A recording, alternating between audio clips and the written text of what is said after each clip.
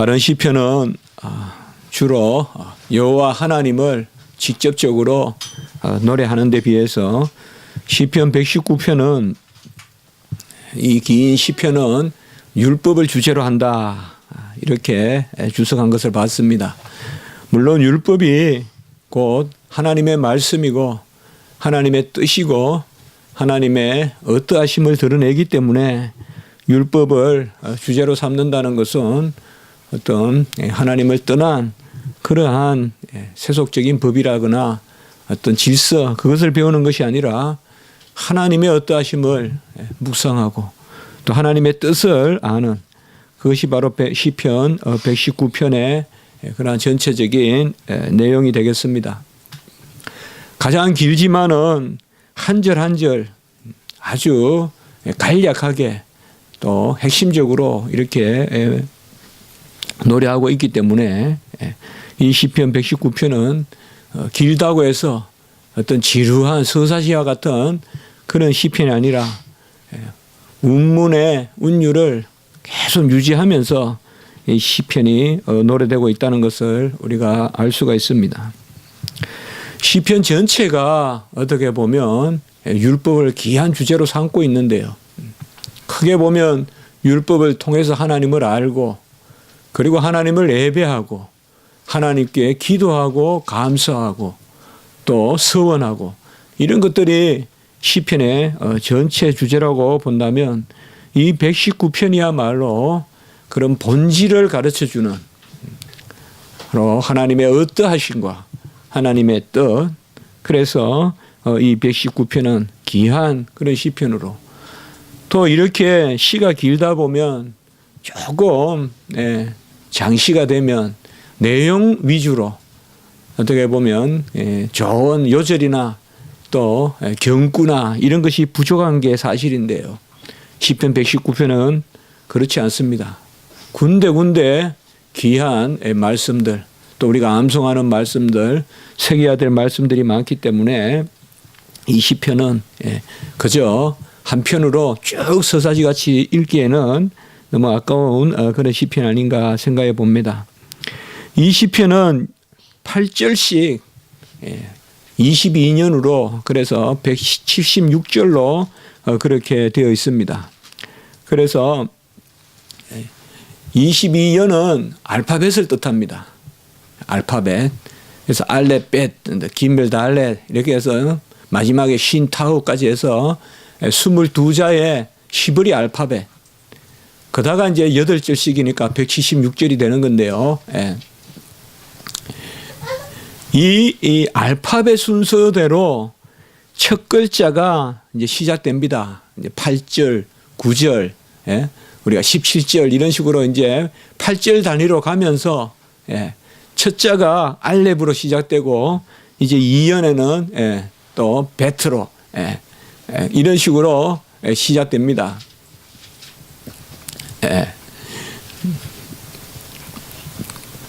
그런데 중요한 것은 그 알파벳 첫 글자가 8절 계속 유지된다는 거예요. 오늘은 전부 다 1절, 2절, 3절에서 8절까지가 전부 다 알렙으로 시작해요. 알렙으로. 그리고 9절부터 이제 다음 주에는 전부 9절, 10절, 11절에서 16절까지는 배수로 또 시작해요. 그래서 이런 것을 이제 닭간채다 이제 그런 말도 하는데 아주 그런 묘한 거예요. 그래서 사실상 시적 운율이 극에 달했다. 그러니까 아주 고도로 시적 운율이 높아져서 그래서 이 하나님이 주신 언어 사실상 중세 시대만 해도 성경 언어를 무시했거든요. 히브리어 헬라어를 무시했어요. 중세 시대 때만 해도. 라틴어를 중요한 언어로 여겼어요. 거룩한 언어로 여겼어요. 그런데 이제 종교개혁하면서 원어가 중요하고 그래서 신약의 헬라어와 구약의 히브리어 그래서 헬라 히브리어에 대한 그런 인식이 생긴단 말이에요. 그래서 헬라 히브리어를 다시금 공부하는 그래서 사실상 종교개혁 때 근대 우리가 이제 학교에 보면 이제 헬라 히브리 또 그런 부미입니다. 그래서 그 불란스 파리 대학이나 이런데 히브리를 가르치고, 예, 그 헬라를 가르치고, 예, 그렇게 되거든요. 그 119편 같은 경우에 보면 바로 히브리어의 그러한 뛰어난, 예, 그러한 운율과 그러한 그 함축미 이런 것을 잘 담고 있는 것이 바로 이 시편입니다.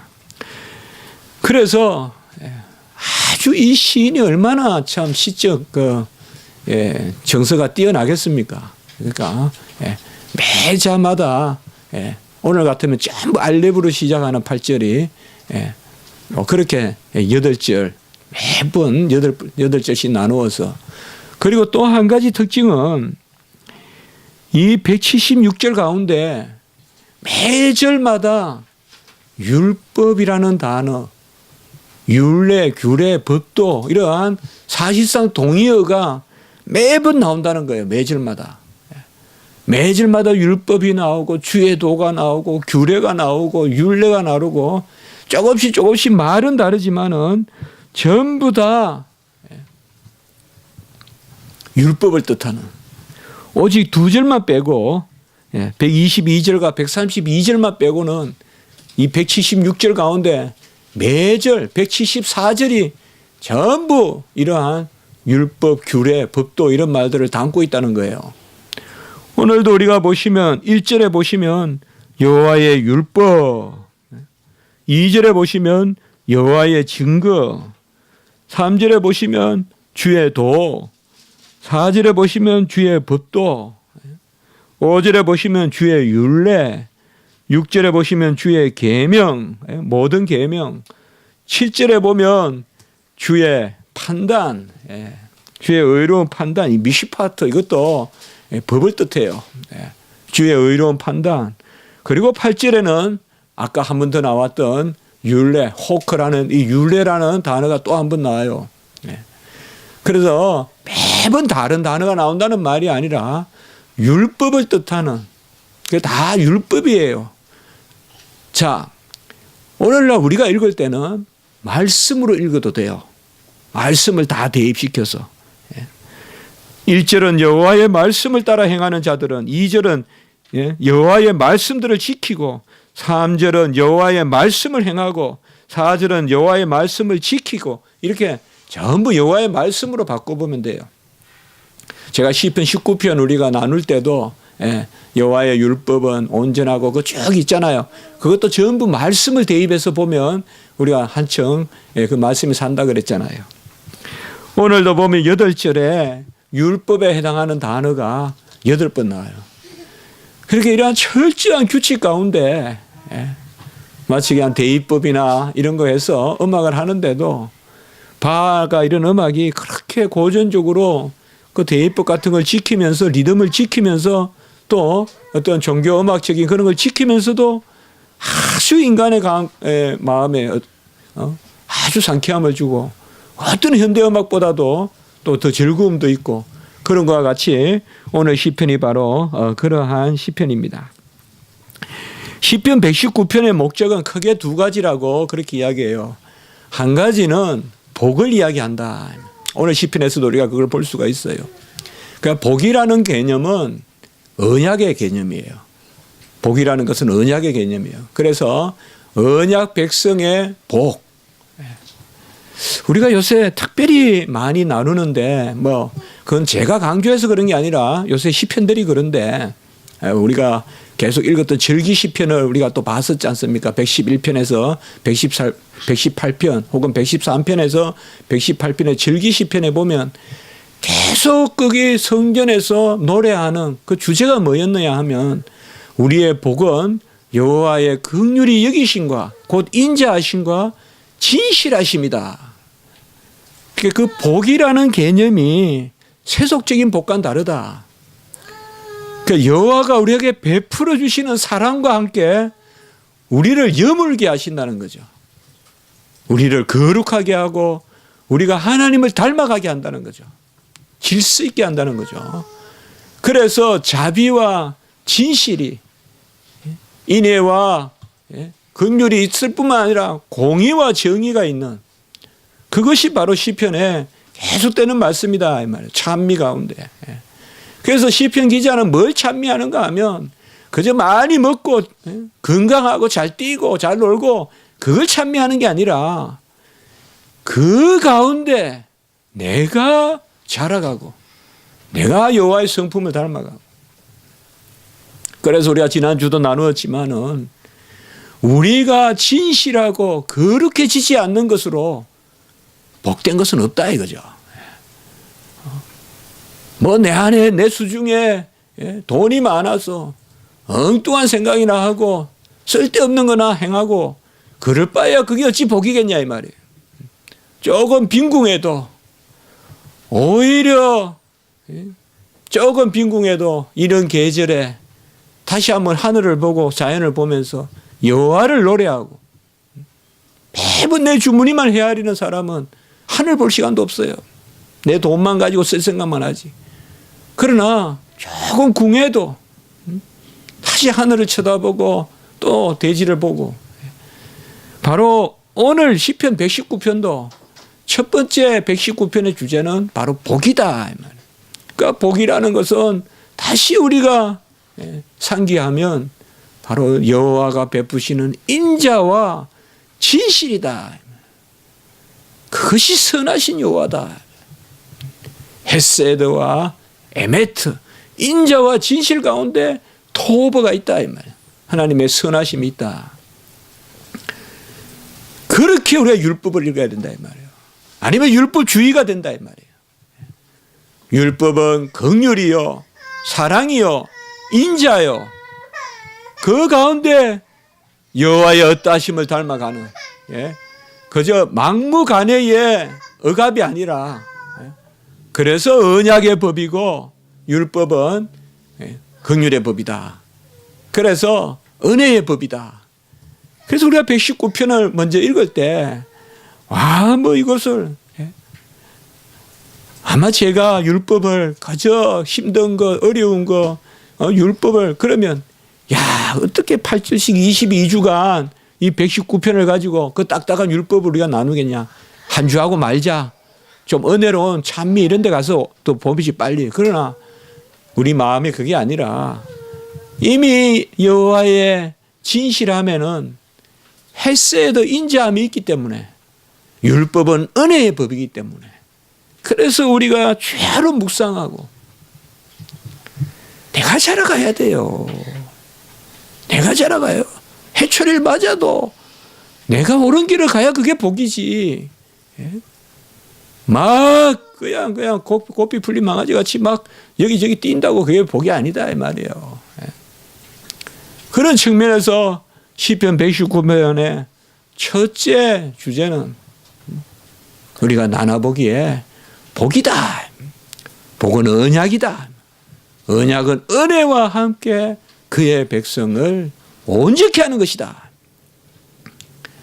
그래서 이스라엘 백성을 향해서 보면 그저 그냥 하나님 그만 백성이니까 잘 살게 놔두면 되는데 좀 편하게 그냥 죄 좀 지도 놔두면 되는데 끊임없이 사랑하면서도 끊임없이 징계하시는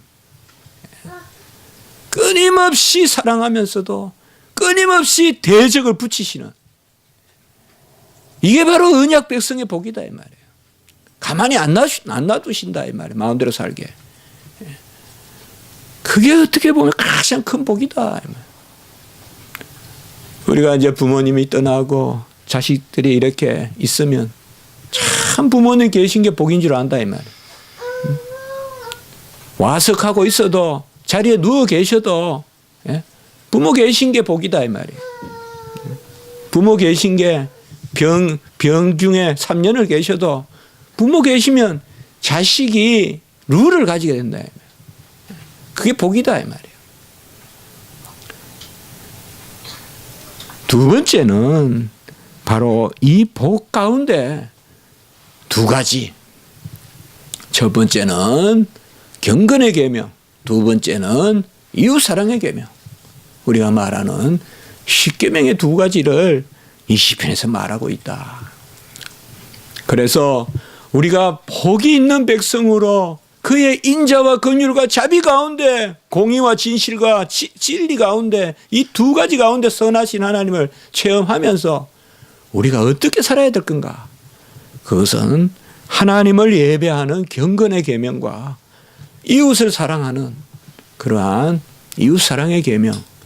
그래서 이 시편이 길게 있지만 이러한 아주 주제를 지향하고 철저히 주제를 지향하면서 또 알파벳 순으로 그리고 율례, 규례, 율법, 주례도 법도 계속 거의 한 문도 안 빼놓고 그리고 우리가 금방 보면 알지만 다 길이가 비슷해요. 매 구절이. 한 구절이 막 아주 길고 이렇지 않아요. 우리 열왕기나 역대기나 이런 걸 읽어보면 한 구절이 길잖아요. 그건 이제 역사적 서술이니까. 그러나 이거는 지금 시니까. 그래서 아주 훌륭한 시다. 우리가 오늘 먼저 1절에서 8절까지 나오는 이 8가지 단어들, 앞으로 자주 보게 되는 단어들인데, 뭐 일부러 우리가 뭐 외우고 필요는 없지만 조금씩 뉘앙스가 있단 말이죠. 1절에 여호와의 율법이다. 이건 토라라는 말이에요. 그러니까 토라라 119편의 1절 여호와의 율법. 이 토라라는 말은 가장 한 단어로 우리가 해석해 본다면 영어로 말하면 instruction, 교훈이에요, 교훈. 길을 안내하는, 길을 안내하는. 그 길은 어떤 길이냐? 사슴에게 물을 주는 길이요. 또 그 길은 어떤 길이냐? 사슴에게 초장으로 인도하는 길이다. 이 말이에요. 목마른 사슴이 시냇물을 찾을 때 물로 인도하는 길이고 그게 토라예요. 배고픈 짐승에게 풀을 먹이는 목초를지로 인도하는 그게 토라다. 두 번째 단어 보면 여호와의 증거다. 우리 한 절 한 절 볼 수도 있지만 먼저 이렇게 단어를 먼저 보고 보시면 조금 더 우리가 조금씩 기억이 될 것 같았어요. 자, 같이 한번 해봅시다. 애다. 증거다. 이게 증거라는 말은 뭔가 하면 여호와가 행하신 질서를 뜻해요. 그게 참 귀한 단어예요, 이게. 여호와가 하시는 방식이 있어요. 여호와가 일하시는 방식이 있어요. 그게 증거예요. 이 세상으로 말하면 조금 관습법이라고나 할까요? 관습법. 성문법이라기보다 관습법. 여호와께서 이럴 때는 이렇게 행하시더라. 가장 큰 일은 잠잠하라 하시고는 친히 행하시더라. 이런 질서대로 행하라 이 말이에요. 그게 증거입니다. 그 증거라는 것은 뭔가 하면 여호와께서 일하시는 방식, 그 룰대로 행하라 이 말이에요. 우리도. 여호와는 낮아질 때 높아주시더라. 여호와는 가난하게 하시면서도 뿔을 드시더라. 한나의 기도와 같이, 한나의 찬미와 같이 이런 것들 말이에요. 이것이 바로 증거예요. 3절에는 주의 도, 같이 합시다. 데렉. 이건 중요한 단어입니다. 지금 에다, 토라, 데렉 다 중요한 단어예요. 데렉이란 말은 길이에요. 길. 길. 자주 나오는 단어예요. 주의 길로 이 말을 주의 도, 그러니까 주의 도라고 할 수도 있고 주의 길이라고도 할 수 있어요. 4절의 주의 법도, 이것은 뭐 자주 안 나온다고 볼 수도 있는데요. 피쿠드란 단어인데 이건 계명. 그래서 이제 우리가 앞으로 매주 이런 단어들 이제 앞으로 176절 볼 동안 아까 두 번 빼고 다 나온다 그랬잖아요. 매번 이 한 구절 볼 때마다 한 번씩 이렇게 읽어보면 그 은혜가 된다 이 말이에요. 그래서 피쿠드 해보세요. 피쿠드. 이거는 명령이고 계명이고 5절에 보면 주의 율례, 그냥 지금 4절의 법도나 5절의 율례 이런 것은 다 명령을 뜻해요. 그러니까 이것은 뭔가 하면 하나님의 지시를 뜻해요. 이건 뭔가 하면 상당히 하나님 간섭하시는 하나님, 감찰하시는 하나님.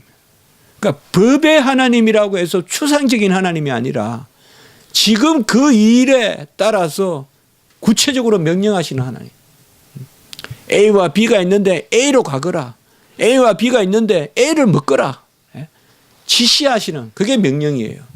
그게 바로 피쿠드라는 말과 5절에 주의 율례, 이건 같이 합시다. 호크. 이런 말이 같은 말이에요. 그러니까 주의 명령이다. 결코 율법은 주고 있는 게 아니에요. 지금 우리 속에 명령하시는 거예요. 피쿠드, 호크 이런 단어들은 지금 우리 속에, 그러니까 성령의 감동으로 우리 속에 말씀으로 지시하시는. 이건 구체적인 거예요. 무슨 추상적으로 하는 것이 아니라 구체적으로 지시하시는. 그게 율례라는 개념이요. 또 아까 법도라는 개념이에요. 6절의 계명은 그러니까 이런 뉘앙스가 다 살아나요. 이제 이 구절마다. 그래서 제가 이렇게 먼저 나누자고 한 거야. 그때 보다 보면 어떻게 보면 막 임기응변식에 우리가 해석이 될 것 같아서 먼저 이렇게 크게 단어를 정리해 놓고 보면 이게 적시적소에 쓰였다는 걸 알 수가 있어요. 우리가. 계명은 6절의 계명은 같이 합시다. 미tz바. 계명은 미tz바인데 이것은 바로 그야말로 준칙, 법령 그런 거예요. 이건 좀 더 성문화된 거예요. 성문화된. 그래서 우리가 보면 예컨대 4절 5절에 주의 법도를 지키고 주의 율례를 지키고 내 길을 굳게 하소서, 이 말은 진짜 내가 뭘 행할 때 명령하시는 것을 뜻하고, 그리고 6절에 모든 계명에 주의할다, 이 말은 좀 더 모든 법전에 있는 모든 하나님의 계명을 주의하게 하라. 이것은 평소에 우리가 그 법이 있다 묵상하고 그런 것이 미tz바다 이 말이에요. 미tz바다. 그리고 7절에 보면 아까 말씀드렸지만 이것은 뭔가 하면 우리는 사실상 법은 있고 판단은 인간이 하거든요. 그 세상에는 성문의 법과 판단이 구별되어 있어요. 법이 있는데 적용은 법관이 한다 이 말이에요. 그러나 하나님은 아니에요. 법을 수여하신 분이 법을 판단하시는 거예요. 같이 합니다. 법 수여자가 법 판단자다. 그러니까 법을 주신 분이, law giver, 법을 주신 분이 법을 판단하세요. 이게 이미 율법은 인격적인 개념이에요. 주신 분이 판단한다는 것은 우리와의 관계를 뜻해요. 그래서 토라나 이런 것은 인격적이에요. 율법 주신 분 따로 있고 판단하는 사람 따로 있다는 것은 율법은 그저 기계적인 조문일 뿐이에요. 판단하는 사람이 해석하는 거예요.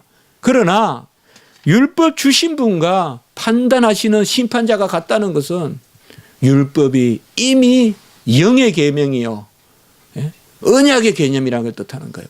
언약의 계명이라는 걸 뜻하는 거예요. 그래서 율법을 우리에게 주실 때는 주신 그분이 판단한다는 거예요. 세상에는 법 적용이 참 모호해요. 보면 볼수록 유전무죄, 무전유죄가 맞는 것 같기도 해요. 뉴스나 간혹 보면 같은 뉴스에 나오는 책벌을 하고 하는데도 보면 같이 뉴스에 나오는데 엄청 큰 죄 저지르는 사람은 형량이 작고 작은 죄 저지르는 사람은 형량이 막 언제든가 뉴스 보고 그런 게 느껴져요. 그런 게 있긴 있겠구나. 어떡하겠어요. 인간이 판단하고 그 재판관에는 변호사 선배가 그 앞에 앉아 있으면 변호사 고향 선배가 좀 안 봐주겠어요? 아무리 법이라도. 그럼 어떻게 뭐 재측이니 기피니 해피니 뭐 서로 연고 있는 사람은 다 피한다고 법적으로 해놨지만은 우리나라에 좁은데 사돈이 8천이지. 뭐 연고 있는 사람 다 피하면 법정에 설 사람 누가 있겠어요. 자, 경상도 빼고, 예? 저 어느 대학교 빼고, 이렇게 다 빼면 그 재측 기피 회피에 안 걸린 사람 누가 있겠어요. 말만 좋죠. 인간이 판단하니까 법도 못 믿어요, 우리는. 법 따로 인거예요. 법 따로 판결 따로예요. 그런 말이. 그래도 우리가 사회 신뢰하면서 살지만은, 악부도 법이다 하면서 살지만은, 그러나 하나님은 이 미시파트, 이거는 우리가 많은 게 정의로도 번역이 돼서 나오거든요. 정의. 그리고 그대로 번역한 거 이게 판단이다. 심판을 뜻합니다. 이거는. 심판. 그러니까 왜 주의 심판을 배운다 이 말은 뭔가 하면 아까하고 똑같아요. 지금 모든 게 뭔가 하면 질서예요. 심판하시는 질서. 그 다음에 아까 에다에 나왔죠. 바로 행하시는 질서. 그래서 우리가 율법을 묵상한다는 것은 뭔가 하면 이 법을 어떻게 행하시는가를 묵상하고 이 법을 어떻게 판단하는가를 묵상하고 그저 죽은 법으로만 묵상하는 게 아니라 세상 법 보듯이 그게 아니라 여호와의 법은 내가 거룩하니 너희도 거룩하라 이러면 이게 어떻게 작용하는가 질서. 야, 여호와는 나를 거룩하게 빚어가시는데 이 법을 쓰시는구나. 하나님의 뜻은 이것이라 너희의 거룩함이니 라는 말씀을 이루시려고 이 율법을 쓰시는구나. 그런 경우는 에다다 이 말이에요. 여호와의 법에 따르는 어떤 일종에 보면 여호와께서 일하시는 그런 여러 측면에서 지금 노래하고 있는 거예요. 율법의 그저 죽은 것이 아니라 여호와께서 일하시고 여호와께서 판단하시고 그것의 질서를 보라는 거예요. 이렇게 할 때는 여호와가 어떻게 판단하는지. 세상은 결과만 보지만은 세상은 내가 배 아파서 그러나 시험 못 쳐도 낙제지만은 하나님은 과정도 다 보신다 이 말이에요. 그런 거 말이에요. 하나님이 심판하시는. 가장 우리가 위로받는 건 뭐예요? 하나님은 심판날 우리를 거룩하다 불러주시고 어렵다 불러주시고 심판조차도 우리를 긍휼을 베푸시는 심판이잖아요. 긍휼의 심판을 내리시잖아요. 그러니까 우리는 법을 묵상한다는 것은 주님께서 법을 주시는 방식이 어떻고 법을 주실 때는 어떻게 내 안에 찔리는 게 있고 또 이 법을 이루시는 방식은 어떻고 이 법을 판단하시는 방식은 어떻고 그걸 주야로 묵상한다는 거예요. 주야로 묵상한다. 그러니까 시편 119편에서 율법을 묵상하고 율법을 묵상하면서 즐거워하고 기뻐하고 요를 적시고 이렇게 하는 것은 바로 하나님의 법은 죽은 의문이 아니라 살아있는 법이다 이 말이에요. 고린도후서의 말씀으로 빗대면 영의 법이다 이 말이에요. 영의 법이다. 죽어있는 법이 아니라.